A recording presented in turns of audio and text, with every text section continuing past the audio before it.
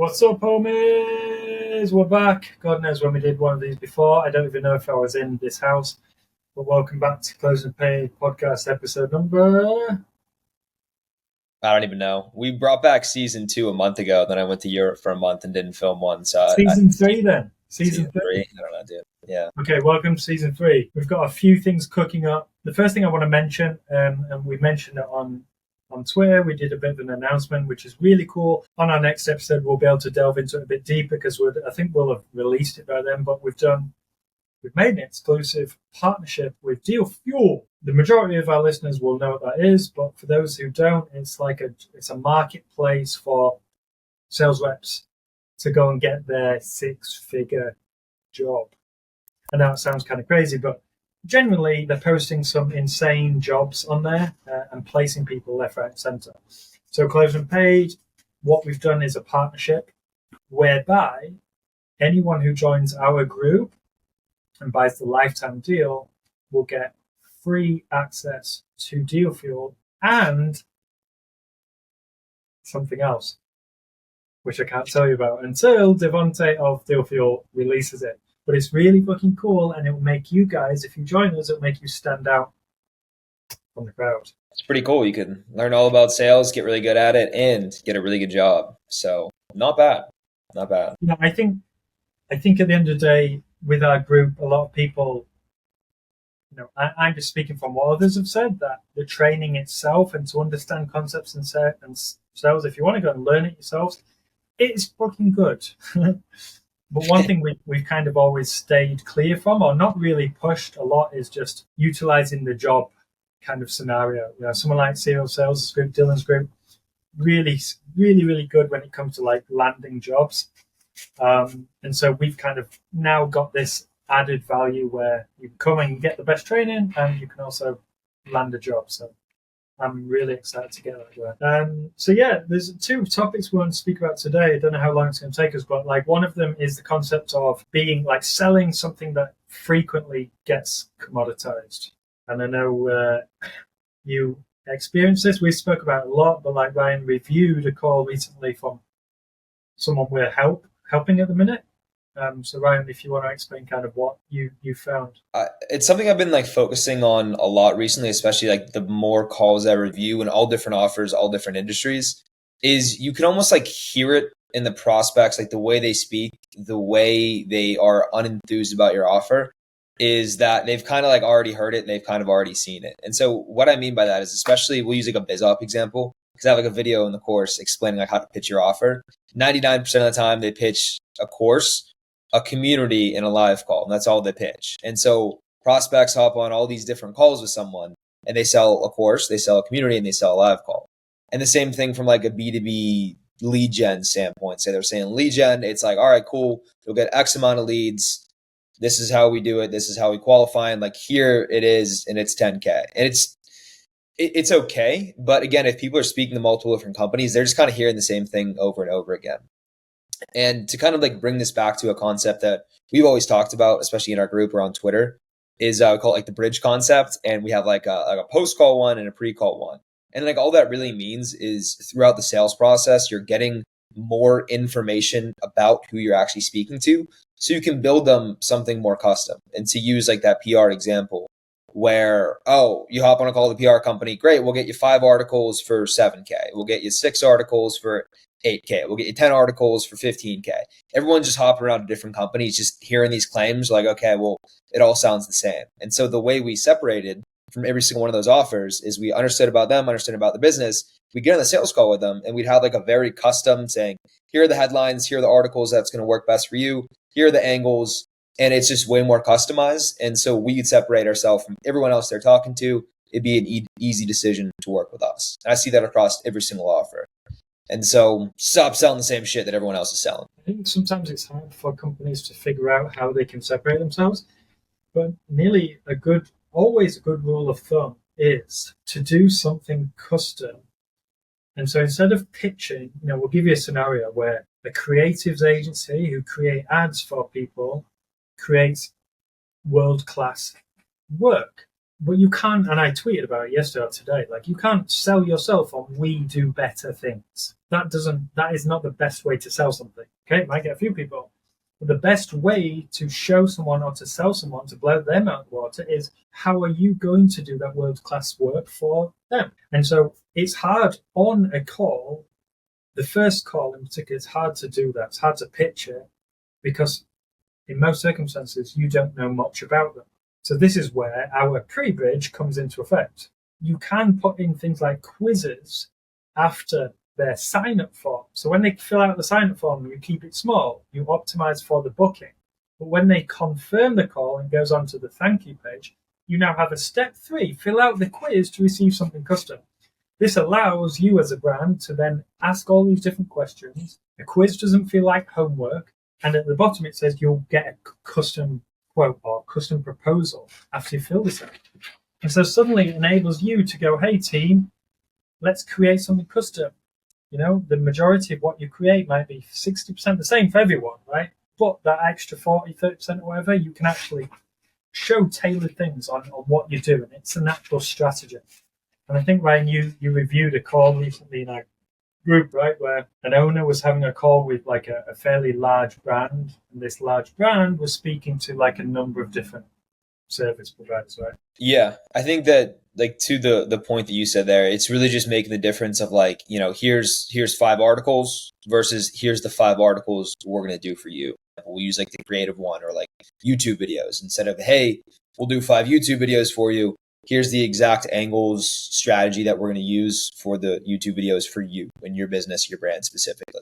I think going that extra mile for especially big clients that you really want to lock down, 100% worth it. And you're going to separate yourself from anyone else that they're speaking to. And we have scenarios where like, how much revenue do you make per month? If they choose less than 10,000, you won't do shit for them. It's like not worth your time. Whereas if they choose 1 to 5 mil, this like gives you so much fucking reason to create something, you know? And it's super easy to sell. You can do this stuff in Go High Level, Calendly, whatever. I mean, this makes me go into a tangent, which kills me, where people set up these funnels and ask questions, make it really difficult for people. Like they create friction, and they do it because they want only qualified people, right? And so that's cool.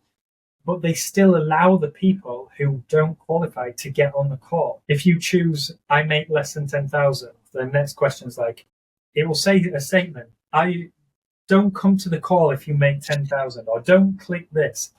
And you can click no, and it still gives you the booking link, and you're on a call, you know? So that's literally time wasted for you. I remember, to use the PR example again, I remember like, I had availability. I could take 6 calls a day. Great. I'm fully booked. And I go through every single one, and it was all artists, and artists never have any money. And so I just had a book day of unqualified leads, and I'd be very upset about that because that could very easily be prevented, and then more qualified people can book in those times. Exactly. And that's like trial and error, right? So you figure that out, and then you just change your form. If they choose artist, it goes to a setter.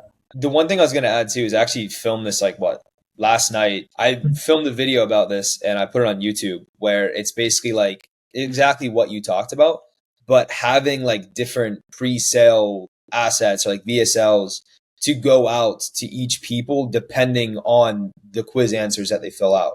And so the example that I used, and I use the PR one again, it's like if someone's brand new to PR, they're trying to figure out how it all works, you can have a VSL, you can have sales assets, you can have a sales letter, whatever you want to do, that sell the opportunity of PR. But if someone is more experienced, they have some articles in the past, maybe they have a Google presence, they're familiar with it, they've worked with different companies or spoken to different companies, you're just selling the unique aspects of your PR, why it's better, why it's different than what's done in the past.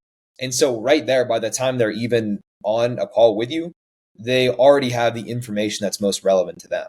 And then if you can also include things to get information about their business, where by the time you're on the call with them, you can present them something more custom, like they're going to be extremely impressed with you. They're going to think that you're way more competent than everyone else because they got on and they go, oh yeah, 5 articles for 5K and that bullshit. And you have custom package and you've given them the information that's most relevant to them. Like these kind of nuances, I mean, you can put them in right at the start when you first start your business if you want, but it's like trying to create a perfect scenario before you've actually got tracking and traffic and book calls, which is why like I'm a big believer in set the foundation, get shitloads of traffic, and then go, okay, what are we facing? Now create these kind of assets. But there's a caveat to that, like what you just said. Even just having on your sales form or sign up form basic questions, like we just added it right to one of the financial companies where it was like understanding their experience with trading, Yeah. what matters to them in terms of trading, like monthly returns or this kind of thing or whatever. Even just doing that and not necessarily sending custom like videos based on that, it gives the sales rep like way more understanding in how to pitch, right? Yeah, 100%. Because some people will say like the guarantee is really important, or like a strong company foundation, and that you just know what to lean on when you get like skepticism, right?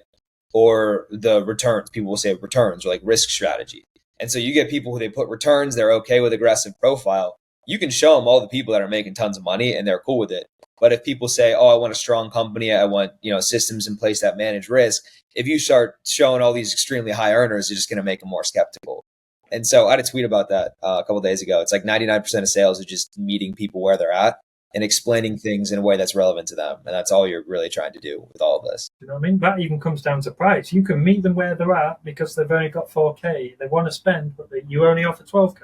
Yeah. Like you can meet clients where they're at on many levels. And you think you've got a problem with selling or the closer and you're not digging enough. Kind of simple. You're not just meeting them where they're at with price or like sophistication level. There's so many ways. That's so true. I always think about this too, because like some people like send me sales calls and I'll review it. They're like, "Oh, it's such a good lead, such a good call, whatever." I'll be like watching the call. I'm like, "Yeah, it's pretty good. The guy seems clearly bought in." And then you just say the price is like 12K for a course. And he's like, "Dude, like no way." And so maybe if it was more aligned with his budget, he would have done it. But I think that's maybe the conversation for another day of people seeing too many Hormozi no-brainer offers thinking they can just charge 15K for a course. And it just doesn't meet people where they're at. And the trouble is, offer owners do that Hormozi thing. They sell some people, right? And then they're like, "Oh, well, it does work. So now you sold to him, and this closer worked, and now this closer, he's not selling much. So it must be the closer's fault." Yeah. Well, no, you just got like a handful of people who can afford, and then they jumped in, right? And like we're helping on another offer with the guy in Level Up, and it's just like coaching, and we talk about quite a lot is the kind of quality of leads coming through. And he's like, "Oh, so many fucking broke people." And he knows as well, we speak about it, but the offer owner is old school and is very much like Hormozi says this, and if it's not fixed, not broken, don't fix it, whatever. Mm. And the offer on front end is amazing, but literally what they sell is not the offer. It's like a fucking bait and switch, So people, broke kids, look at the offer and go, "Hey, that's a no-brainer for me." Get on the call, and then you have to turn their whole mindset around. It's not the and you have nothing to sell to the broke people because it's one 10K offer. Yeah. Or you can they split it up into different 4 months and stuff. But they're not the people anyway that stay on. They're not the people who continue for 4 months. They're the people who ask for a refund after. Yeah, no, it's weird. But I swear, every time I get on tangents and speak about stuff, I just come back to the same things in my head. Everything comes back to the offer. Everything comes back to how you sell it. I know. It is a very good point too. I was watching I was in this group a while ago, and sometimes I still check out some of the videos in it, and it'll be review of a sales call, and it'll be "Oh, fix your tonality here, use an upward inflection at the end of the sentence." And it's bro, that had nothing to do with the fact that you're selling to a broke person a 10K offer. Dog, it doesn't matter what tonality you have or what objection framework you have, the fundamental, just the foundation of what you're selling is just not aligned with your prospect. And people don't think about that. Right, that's so true. It's so true. I wish I could tell people, especially newcomers and beginners and stuff, don't focus on that stuff because it hardly ever makes a big difference. However, and I'll bring this up because I was speaking to Level Up students today about it, and it wasn't necessarily about tonality. It was about, and the reason I brought it up was because I had another Level Up student who I was telling, shit on the prospect, right? Shit on them, because you need to create this status difference of you know more, you're highly technical, and so you're directly kind of speaking down. That's the kind of illusion, or maybe not even illusion. They have to see you as that. But then I forgot to also say, like, because to me it's like that will just maybe come automatically. I would understand how to shit on them without shitting on them. Do you know what I mean? I have a perfect example of this. I was watching one of my own calls yesterday, and this guy came on. I still remember the notes. It was like he yelled at the setter, so he was like an A-type guy who got on the call. He came in just firing tons of different questions, tons of different objections, and I was looking at the transcript. It'd be a giant block of text from him, and the first word I would say would be like, "No, not exactly," and just explain kindly why everything he just said was wrong or why he's looking at it the wrong way. And like throughout the call, that's all it was. This guy hammering tons of questions, tons of objections, and then me just kind of putting him in his place, explaining the gap of technical knowledge. And when you do that, you position yourself as like that expert, and they're like, oh, okay, maybe this guy knows what he's talking about. And they stop trying to just walk all over you. Because what I was trying to get this guy to do is within this pitch of this offer, there's 4 pillars, right? And one of the pillar is we look at your offer and then we like create an offer that is worth selling, right? Real simple stuff. Well, you have to teach them. They get the concept, obviously, but like the concept, they're like, okay, cool. But they don't sit there going, they might not be sitting there going, I really need that. Do you know what I mean? They might think it's great. So you need to show why their current offer is shit, and then why they should listen to you. Both are different, but like, why should they listen to you on the call? They might just see you as a random sales rep. They might not trust you. They might not think you're great. So you need to change that to start with. You can't just start telling them that your offer's shit, else they're just going to turn straight off. And so 2 concepts that I spoke to him about was personal stature, which I speak about in the course. Like, why at the start of the call, why should they warm up and listen to you? If you've done 10 years of running your own agency, building up 50K a month, they need to know that information because it gives them this, you have credibility, I'm going to listen to you. The other bit was when you shit on them and say, hey, your offer is currently shit, you can't say that itself. You have to preempt this. And this is, like, I think in the 3-pointer in the course, I use this concept of like, you have to say something in order to soften the blow on the end. Hey, John, so that's the concept of the first pillar. Do you get it? Yeah, cool. Now, and I hope you don't mind, John, but based on my experience and being in this industry a lot, I'm just point and highlight what we would need to change with your offer. Now that softens the blow. Now he goes, yeah, sure, go ahead. Now you can highlight it without them like turning off, Yeah.